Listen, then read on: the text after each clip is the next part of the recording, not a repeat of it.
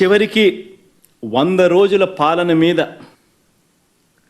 చంద్రబాబు నాయుడు గారి 100 రోజుల పాలన మీద దృష్టి పెట్టేసరికి ఇప్పుడు తిరుమలకు వచ్చే నెయ్యి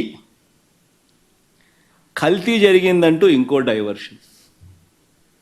ఇది నిజంగా అన్నిటికన్నా ఇంకా ఆశ్చర్యం కలిగించే పెద్ద డైవర్షన్. ఎందుకనంటే చంద్రబాబు నాయుడు అనే వ్యక్తి ఎంత దుర్మార్గుడు, ఎంత అన్యాయస్తుడు అని అంటే, నిజంగా దేవుడిని కూడా రాజకీయాల కోసం వాడుకోగలగాలి అని ఆలోచన చేయగలిగిన వ్యక్తి ప్రపంచ చరిత్రలో ఎవడు ఉండడు. ఇంత అన్యాయస్తుడు ప్రపంచ చరిత్రలో ఎవడు ఉండడు. దేవుడు నీ రాజకీయాల కోసం ఉపయోగించుకోవాలి అని ఆలోచన చేయగలిగిన దుర్మార్గమైన మనస్తత్వం ఒక చంద్రబాబు నాయుడు గారికి మాత్రమే ఉంటాయి. నిజంగా ఇది ఎంత దారుణమైన డైవర్షన్ పాలిటిక్స్ అంటే, ఒకవైపున 100 రోజులు చంద్రబాబు నాయుడు గారి పరిపాలన మీద ప్రజలందరూ కూడా చంద్రబాబు నాయుడు మీద కోపం వెలుపుచుతూ ఉన్నారు.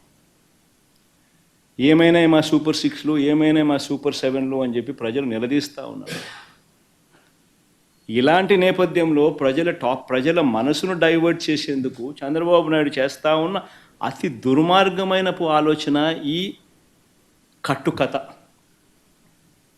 నిజంగా ఈ కట్టుకథ ఎంత దుర్మార్గము అనేది నేను మీ అందరికీ కూడా ఒక కొద్ది నిమిషాలు మీ టైంలో ఇస్తే నేను ఎక్స్ప్లెయిన్ చేస్తా. మీరే ఆలోచన చేయమని చెప్పి కూడా మిమ్మల్ని అందరినీ కూడా నేను కొడతా ఉన్నా. ఇంత దుర్మార్గపు పని చేయగలుగుతారా ఎవరైనా? చేయడం ధర్మమేనా అని అందరూ ఆలోచన చేయమని అడుగుతా ఉన్నా. ఎందుకనంటే కారణం ఏమిటనంటే, ఈరోజు తిరుమలకు స్వామివారికి వచ్చే ఈ నెయ్యి, ఈ తిరుమలకు వచ్చే ఈ నెయ్యి చంద్రబాబు నాయుడు గారు అన్న మాటలు, దీనికి సంబంధించి ఈ నెయ్యిలో కల్తీ జరిగింది అంటూ తాను అన్న మాటలు నిజంగా ఎంత దారుణమైన మాటలు అంటే, నాసరికమైన ఇంగ్రీడియంట్స్ వాడారని, తిరుపతి లడ్డులో యానిమల్ ఫ్యాట్ గీక్ బదులు వాడినారని, ఇదే పెద్ద మనిషి చంద్రబాబు నాయుడు ముఖ్యమంత్రి హోదాలో ఉంటూ ఒక ముఖ్యమంత్రిగా తాను మాట్లాడిన మాటలు ఇవి. నిజంగా ఒక ముఖ్యమంత్రిగా ఉన్న వ్యక్తి ఈ మాదిరిగా అబద్ధాలు ఆడడం ధర్మమేనా? కొన్ని కోట్ల మంది వెంకటేశ్వర స్వామి భక్తులు దేశవ్యాప్తంగా కాదు ప్రపంచవ్యాప్తంగా ఉన్నారు. వారందరి మనోభావాలను ఆడుకోవడం ధర్మమేనా?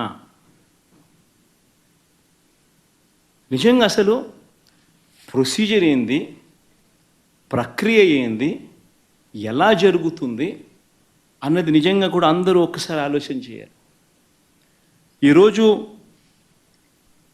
ఈ నెయ్యి సప్లై చేసే ఈ కార్యక్రమం ఏదైతే జరుగుతూ ఉందో, ఇదేదో కొత్తగా జరిగే కార్యక్రమం కాదు. ఇది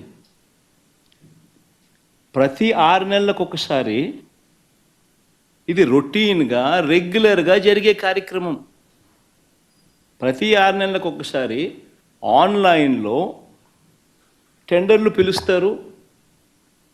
ఆ ఆన్లైన్లో పిలిచిన టెండర్లకు ఆధారంగా కంపెనీలు కోట్ చేస్తాయి. L1 ఎవరికి వస్తారో వాళ్ళని బోర్డు అప్రూవ్ చేస్తుంది. ఇది రొటీన్గా 6 నెలలకు ఒకసారి రొటీన్గా జరిగే కార్యక్రమం. మరి రొటీన్గా జరిగే ఈ కార్యక్రమం ఏదైతే ఉందో, దీనికి సంబంధించి ఆ క్వాలిఫికేషన్ క్రైటీరియా ఇటువంటివన్నీ కూడా కొత్తగా మార్చింది ఏమీ ఉండదు. ఎవడు మార్చేది ఏమీ లేదు, కొత్తగా మార్చింది అంతకన్నా లేదు. ఎప్పటి నుంచో జరుగుతున్న ఈ క్వాలిఫికేషన్ క్రైటీరియా తిరుమల తిరుపతికి సంబంధించిన వెంకటేశ్వర స్వామికి సంబంధించిన లడ్డు అనేది ఎంత ప్రసిద్ధి కాంచిన లడ్డు అంటే, దానికి సంబంధించిన లడ్డు తయారీలో వాడే ఈ నెయ్యి కానీ వాడే ఇంగ్రీడియంట్స్ కానీ ఇవన్నీ కూడా దశాబ్దాలుగా జరుగుతూ ఉన్నాయి. ఇవన్నీ ప్రొక్యూర్మెంట్ ప్రాసెస్ అనేది ఇదేం కొత్తగా ఎవడు వచ్చి చేసేది ఏమీ లేదు, ఎవడు కొత్తగా దాంట్లో ఏలు పెట్టేది లేదు. రొటీన్గా జరిగే ఈ కార్యక్రమం, ఈ రొటీన్గా జరిగే ఈ కార్యక్రమం 6 నెలలకు ఒకసారి రొటీన్గా జరిగే కార్యక్రమంలో ఎవరు L1గా వస్తారో వారికి ఇస్తారు.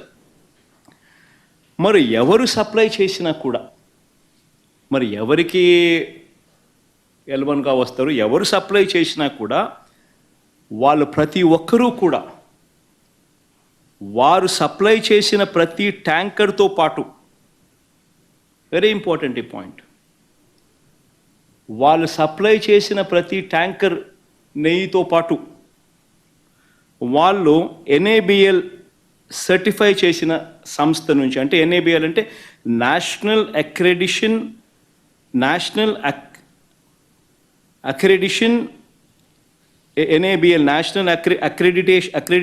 Board for labs,